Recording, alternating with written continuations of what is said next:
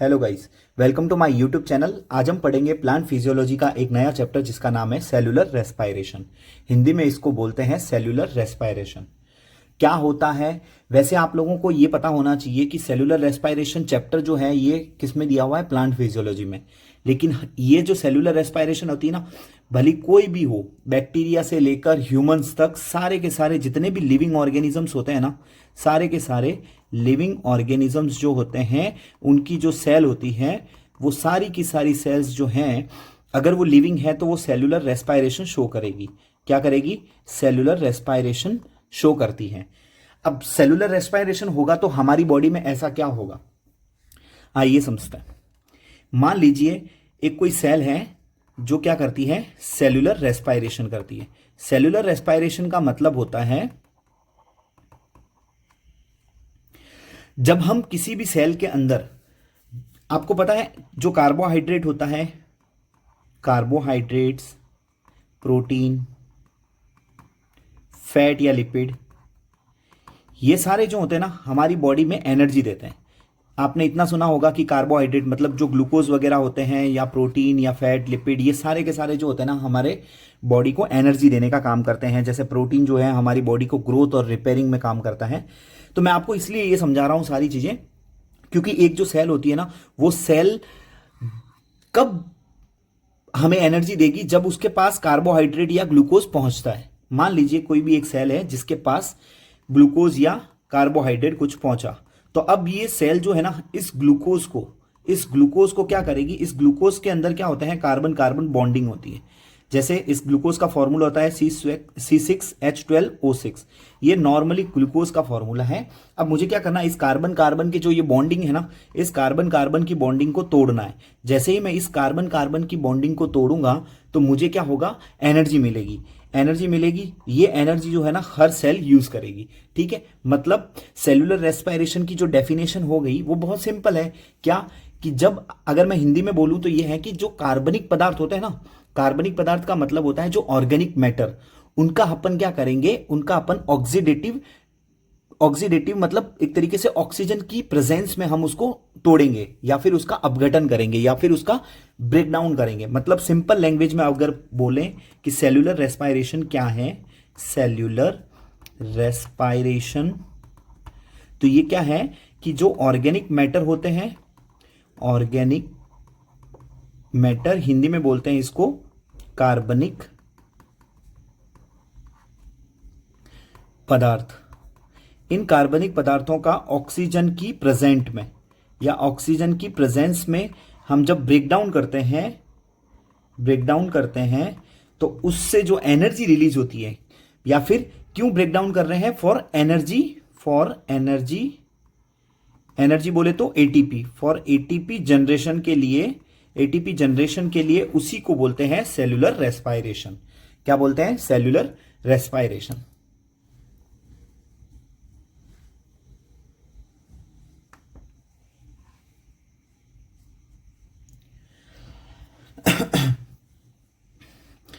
अब देखिए, आपको मैंने बताया कि जो कार्बोहाइड्रेट होते हैं उससे हमें एनर्जी मिलती है। तो कार्बोहाइड्रेट्स, प्रोटीन और फैट या लिपिड, ये सारे जो होते हैं ना, इन सारों को अपन बोलते हैं, हिंदी में इसको बोलेंगे कोशिकीय या श्वसन अभिकारक। क्या बोलेंगे हिंदी में इसको? श्वसन अभिकारक। क्यों? क्योंकि इन्हीं के थ्रू हमें क्या मिलेगी, एनर्जी मिलेगी। इनको बोलते हैं अपन कोशिकीय या श्वसन अभिकारक या क्रियाधार।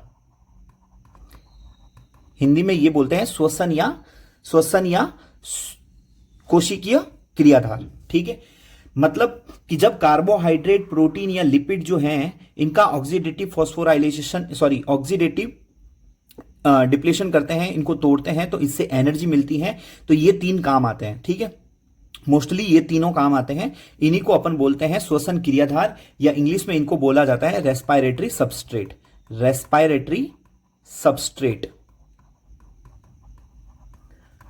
क्या बोला जाएगा? Respiratory substrate. अब देखिए, अब जो ये सेलुलर रेस्पायरेशन जो होता है ना, ये सेलुलर रेस्पायरेशन कैसा प्रोसेस है? सेलुलर रेस्पायरेशन अब इस सेल्यूलर रेस्पायरेशन में क्या हो रहा था, एनर्जी रिलीज हो रही थी, एनर्जी रिलीज हो रही थी। जब एनर्जी रिलीज होती है तो वो एक्सर्गोनिक प्रोसेस होता है या एंडरगोनिक प्रोसेस होता है, तो उस प्रोसेस को एक्सर्गोनिक बोलेंगे। क्या बोलेंगे, एक्सर्गोनिक प्रोसेस या फिर एक्सर्गोनिक मैकेनिज्म। क्या बोलेंगे, एक्सर्गोनिक मैकेनिज्म्स, मतलब इसमें एनर्जी रिलीज हो रही है, ठीक है। और यही सेल्यूलर रेस्पायरेशन जो है ना, इसमें बहुत सारे अलग अलग और भी चीजें बनती हैं, तो उसको हम एम्फीबॉलिक प्रोसेस भी बोलते हैं। क्या बोलते हैं, amphibolic process, amphibolic process, amphibolic process, ठीक है। तो आपको ये याद रखना है कि सेल्यूलर रेस्पायरेशन जो होता है वो एक तरीके का एक्सर्गोनिक प्रोसेस होता है। कैसा होता है, एक्सर्गोनिक प्रोसेस होता है, ठीक है। ठीक है, तो दो चीजें बताई मैंने, एक बताई मैंने कि सेल्यूलर रेस्पायरेशन क्या है, और एक बताया कि सेल्यूलर रेस्पायरेशन जो है उसमें कौन से सबस्ट्रेट यूज आते हैं, जैसे कार्बोहाइड्रेट, फैट, लिपिड, प्रोटीन, ये सारे यूज आते हैं। अब आपको मैं ये एक और चीज बताता हूं कि अगर रेस्पायरेटरी सबस्ट्रेट या श्वसन क्रियाधार के रूप में अगर कार्बोहाइड्रेट यूज आ रहा है, कार्बोहाइड्रेट यूज आ रहा है, या फिर फैट या लिपिड यूज आ रहा है, फैट या लिपिड यूज आ रहा है, तो ये इनको जब अपन यूज करते हैं ना श्वसन अभिकारक या क्रियाधार के रूप में, तो इनको अपन बोलते हैं फ्लोटिंग रेस्पायरेटरी सबस्ट्रेट। क्या बोलेंगे, फ्लोटिंग रेस्पायरेटरी सबस्ट्रेट, ठीक है। इनको बोलेंगे फ्लोटिंग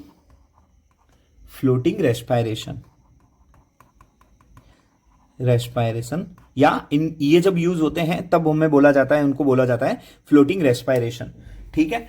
अगर इन दो के अलावा अगर प्रोटीन काम आया, प्रोटीन जो है अगर वो सेल्यूलर रेस्पायरेशन में काम आया, तो उसको बोला जाता है प्रोटोप्लाज्मिक रेस्पायरेशन, प्रोटोप्लाज्मिक रेस्पायरेशन। क्या बोला जाएगा, प्रोटोप्लाज्मिक रेस्पायरेशन।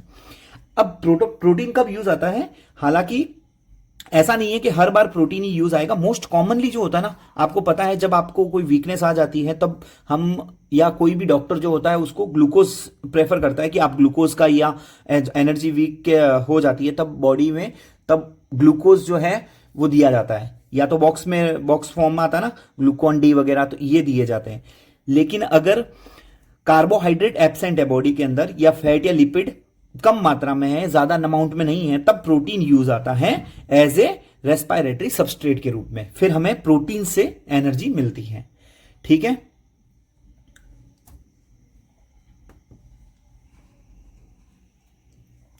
अब मैं आपको हर एक सबस्ट्रेट के बारे में बताऊंगा कि कार्बोहाइड्रेट कैसे टूटकर हमें एनर्जी देता है, प्रोटीन कैसे टूटकर हमें एनर्जी देता है, और लिपिड और फैट जो है वो कैसे टूटकर हमें एनर्जी देता है, ठीक है। तो सबसे पहले मैं आपको एक हिंट दे देता हूं कि कार्बोहाइड्रेट और प्रोटीन वगैरह ये सब किस में टूटते हैं, ठीक है। तो सबसे पहले अगर मैं बात करूं प्रोटीन की, वैसे आपको एक चीज याद रखनी है कि जो कार्बोहाइड्रेट होता है ना, वो कार्बोहाइड्रेट ही मोस्ट कॉमन सबस्ट्रेट होता है। कार्बोहाइड्रेट जो है वो ही मोस्ट कॉमन सबस्ट्रेट होता है, मोस्ट कॉमन रेस्पायरेटरी सबस्ट्रेट होता है, रेस्पायरेटरी सबस्ट्रेट होता है, रेस्पायरेटरी सबस्ट्रेट होता है, ठीक है। ये आपको हमेशा याद रखना है, ठीक है। अब मैं एक तरफ लिख देता हूं, इधर लिख देता हूं मैं प्रोटीन, इधर मैं लिख देता हूं कार्बोहाइड्रेट, और इधर लिख देता हूं मैं लिपिड या फैट, ठीक है।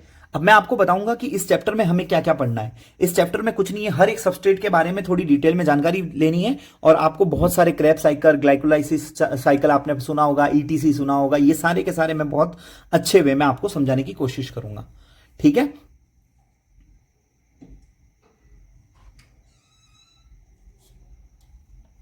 जो कार्बोहाइड्रेट होता है ना, वो कार्बोहाइड्रेट आपको पता है कि सिंपलेस्ट फॉर्म जो होता है ना कार्बोहाइड्रेट का, वो ग्लूकोज होता है, ये ग्लूकोज में टूटता है, ठीक है। और जो लिपिड और फैट होते हैं, तो आपको सिंपल याद रखना है कि ये लिपिड या फैट जो होता है ना, या तो फैटी एसिड में टूटेंगे, या फिर किस में टूटेंगे, ग्लिसरॉल में। किस में टूटेंगे, ग्लिसरॉल में, या तो फैटी एसिड में या ग्लिसरॉल में। और आपको पता ही होगा कि जो प्रोटीन होते हैं वो एमिनो एसिड्स में टूटते हैं, या बहुत सारे एमिनो एसिड्स मिलकर प्रोटीन बनाते हैं, एमिनो एसिड्स में टूटते हैं। तो आपको इतना सब कुछ ये याद रखना है, ठीक है। अब मैं आपको बताऊंगा कि जो ये कार्बोहाइड्रेट है ना, इस कार्बोहाइड्रेट का सिंपल फॉर्म ये ग्लूकोज है। अब ये ग्लूकोज आगे और टूटता है। ऐसा नहीं है कि अपन ने ग्लूकोज खाया तो वो इंस्टेंट एनर्जी तो देता है, लेकिन ग्लूकोज को टूटने में थोड़ा कम टाइम लगता है। अगर मान लो कोई पर्सन है जिसको वीकनेस है, अगर मैं उसको कार्बोहाइड्रेट दे दूं खाने के लिए, तो क्या उसके लिए बेनिफिट रहेगा, या ग्लूकोज देंगे तो बेनिफिट रहेगा? अगर वो बहुत ज्यादा वीकनेस है उसकी बॉडी में, तो मुझे इंस्टेंट एनर्जी के लिए किसी भी पर्सन या किसी भी पेशेंट को ग्लूकोज देना चाहिए। क्यों? क्योंकि ग्लूकोज जो होता है ना, वो कार्बोहाइड्रेट का सिंपल फॉर्म है। हम ये देंगे और फिर वो जाकर ग्लूकोज में टूटेगा। इससे अच्छा है कि हम डायरेक्ट किसी को भी ग्लूकोज दे दें, जिसकी वजह से क्या होगा, डायरेक्ट वो ब्लड में एब्जॉर्ब होगा और हर सेल के पास पहुंचकर अब ये ग्लूकोज क्या करेगा, टूटेगा और उससे क्या निकल जाएगी, एनर्जी। ये कैसे एनर्जी रिलीज होती है, वो एक पाथवे का नाम होता है जिसका नाम है ग्लाइकोलाइसिस साइकिल, और वो आपको मैं डिटेल में इसी स्टेप्स में, हर एक स्टेप्स में पढ़ाऊंगा, ठीक है। तो आपको इतना याद रखना है कि कार्बोहाइड्रेट ग्लूकोज में टूटता है, लिपिड एंड फैट जो होते हैं वो फैटी एसिड एंड ग्लिसरॉल में टूटता है, और प्रोटीन जो होता है वो एमिनो एसिड्स में टूटता है, ठीक है।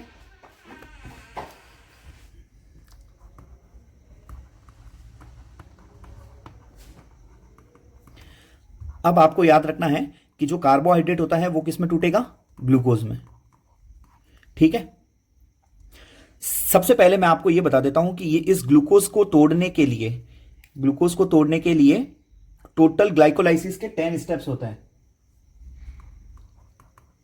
ग्लाइकोलाइसिस पाथवे के थ्रू ये टूटता है। कौन से पाथवे के थ्रू? ये ग्लाइकोलाइसिस पाथवे की तरह टूटता है, ठीक है। तो आप सबसे पहले ये पढ़ोगे ग्लाइकोलाइसिस साइकिल।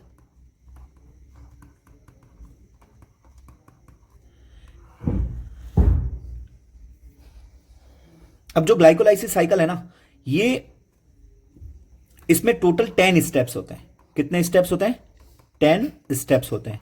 हर एक स्टेप्स को याद रखना है, और कुछ ऐसे स्टेप्स हैं जिनको आपको हमेशा ही याद रखना है, क्योंकि उसी के स्टेप्स में आप ये समझ जाओगे कि किसमें एनर्जी रिलीज होती है, किसमें एनर्जी लगती है, ठीक है। तो ग्लाइकोलाइसिस के टोटल 10 स्टेप्स हैं। मैं एक बार सारे ग्लाइकोलाइसिस के हर एक स्टेप्स को लिख लेता हूं, फिर आपको मैं आगे समझाने की कोशिश करता हूं।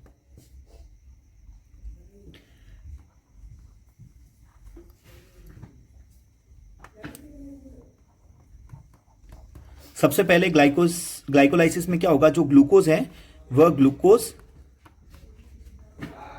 6 फॉस्फेट में चेंज होगा, और ये ग्लूकोज 6 फॉस्फेट किस में चेंज होगा, फ्रक्टोज 6 फॉस्फेट में।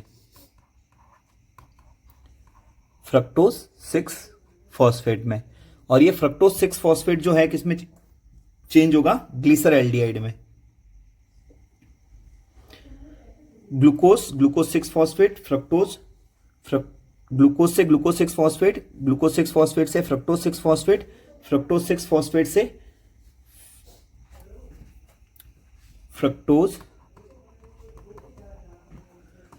1,6 बिस फॉस्फेट। ये आपको मैं अच्छे से वापस समझाता हूं, एक बार मुझे लिख देने लीजिए, ठीक है। अब ये किस में टूटेगा, ये टूटेगा 2 अलग अलग मॉलिक्यूल्स या अणु में, जिसका नाम होता है डाईहाइड्रोक्सी एसीटोन फॉस्फेट, और एक होता है ग्लिसरॉल्डिहाइड, ठीक है।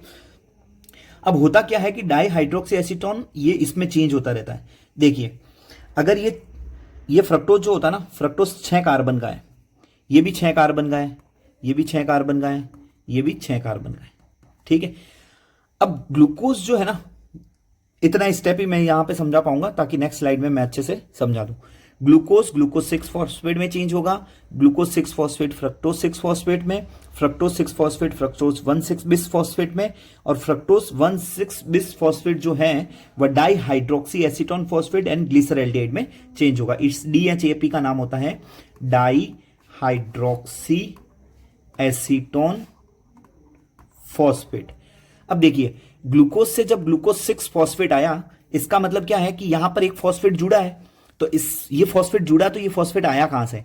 जब आपको पता है कि इस ग्लाइकोलाइसिस पाथवे में क्या होगा, इस ग्लाइकोलाइसिस पाथवे में हमें एनर्जी मिलेगी, तो ये एनर्जी मिलेगी ना, तो इससे पहले मुझे क्या करना पड़ेगा, कुछ एनर्जी को खर्च करना पड़ेगा, तभी जाके ग्लाइकोलाइसिस से थोड़ी ज्यादा एनर्जी मुझे मिलेगी। भाई किसी भी प्रोसेस को चालू करने से पहले मुझे कुछ एनर्जी तो लगानी पड़ेगी उसमें, फिर जाके फाइनली रिजल्ट होगा, या फिर जो फाइनल रिजल्ट आएगा उसमें मुझे कुछ ना कुछ बेनिफिट मिलेगा। तो ये भी ग्लाइकोलाइसिस पाथवे में भी यही होता है। इसमें क्या होता है कि जो ग्लूकोज होता है वो ग्लूकोज 6 फॉस्फेट में चेंज होता है। मतलब ये जो एक्स्ट्रा फॉस्फेट आया है ना छठे कार्बन पर ग्लूकोज के, तो वो कहां से आया, तो ये आया है एटीपी से। जो एटीपी होता है ना, एनर्जी, पहले एनर्जी लगेगी, जो एटीपी है एडेनोसिन ट्रायोफॉस्फेट, ये किस में चेंज होगा, एडीपी में। एडीपी में चेंज होगा, तो इसका मतलब है कि ये ट्राइफॉस्फेट का डाइफॉस्फेट हो गया, मतलब एक एटीपी यहां पे खर्च हुआ जिसका फॉस्फेट यहां पे जुड़ गया। ठीक है, अब जब ये ग्लूकोज से ग्लूकोज 6 फॉस्फेट बनता है ना, तो उसमें कौन काम आता है, hexokinase and glucokinase. Hexokinase and glucokinase, glucokinase, hexokinase and glucokinase. ठीक है, अब ये हेक्सोकाइनेज है, ग्लूकोकाइनेज, इस एंजाइम्स को आपको याद रखना है। ठीक है, अब देखिए, अब ग्लूकोज 6 फॉस्फेट से क्या बना, फ्रक्टोज 6 फॉस्फेट। अब ग्लूकोज भी 6 कार्बन का है, फ्रक्टोज भी 6 कार्बन का है, सब कुछ सेम है। इसका मतलब ये इसका क्या है, आइसोमर। आपने पढ़ा होगा ना, हिंदी में बोलते हैं इसको समावयवी। तो ये आइसोमर बना है, इसका मतलब सेम मॉलिक्यूलर फॉर्मूला है लेकिन स्ट्रक्चर थोड़ा चेंजेस है। ठीक है, तो ये जब ये बना ना, तो इसमें क्या हुआ, आइसोमर बना, तो इसमें कौन सी एंजाइम्स काम आएगी, आइसोमरेजेस एंजाइम्स। कौन सी एंजाइम्स, आइसोमरेज एंजाइम्स। ठीक है, अब फ्रक्टोज 6 फॉस्फेट से आप देखो कि फ्रक्टोज 1,6 बिस फॉस्फेट बना। क्या बना, फ्रक्टोज 1,6 बिस फॉस्फेट।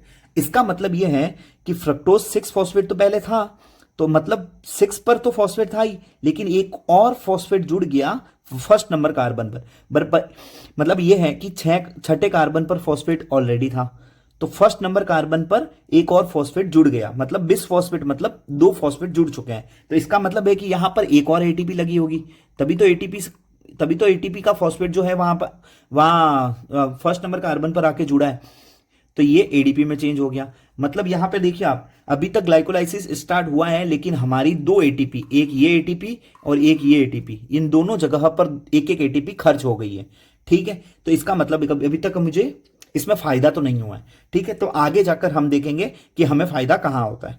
ठीक है, फिलहाल इतना याद रखिएगा आप। ठीक है, और फ्रक्टोज 1,6 बिस फॉस्फेट जो है वो एक एंजाइम्स की हेल्प पे, एल्डोलेस एंजाइम्स होती हैं, उसकी हेल्प से किस में चेंज होता है, dihydroxyacetone phosphate and glyceraldehyde में। अब देखिए, ये 6 कार्बन का था, तो इसका मतलब है कि ये 6 कार्बन का और ये 6 कार्बन का तो हो नहीं सकता। ऐसे होगा तो फिर ये 6 और 6 12 कार्बन हो जाएगा, और 12 कार्बन हमारे पास थे ही नहीं। तो इसका मतलब है कि ये डीएचएपी जो है ना, ये 3 कार्बन का है और ये भी 3 कार्बन का है, तभी तो 2 मॉलिक्यूल बने होंगे। अब देखो, ये जो है ना 3 मॉलिक्यूल इसके, 3 कार्बन का ये और 3 कार्बन का ये, तो ये दोनों 3-3 कार्बन के हैं, तो टोटल मिलकर के 6 कार्बन हो जाएगा। इसका मतलब फ्रक्टोज 1,6 बिस फॉस्फेट 2 मॉलिक्यूल जिसका नाम डीएचएपी एवं ग्लिसरैल्डिहाइड है, जो प्रत्येक कितने कार्बन के हैं, 3-3 कार्बन के हैं। ठीक है, अब ये जो डीएचएपी है ना, ये क्या होता है कि ये वापस इसी में चेंज होता है, ये वापस इसी में चेंज होता है और ग्लिसरैल्डिहाइड बना देता है, और ग्लिसरैल्डिहाइड आगे चलकर और कुछ ना कुछ नए स्टेप्स में चेंज होता रहता है, और हमें एनर्जी अब देखना आगे से मिलती जाएगी। तो अब हम पढ़ेंगे इसके आगे नेक्स्ट क्लास में। Thank you so much.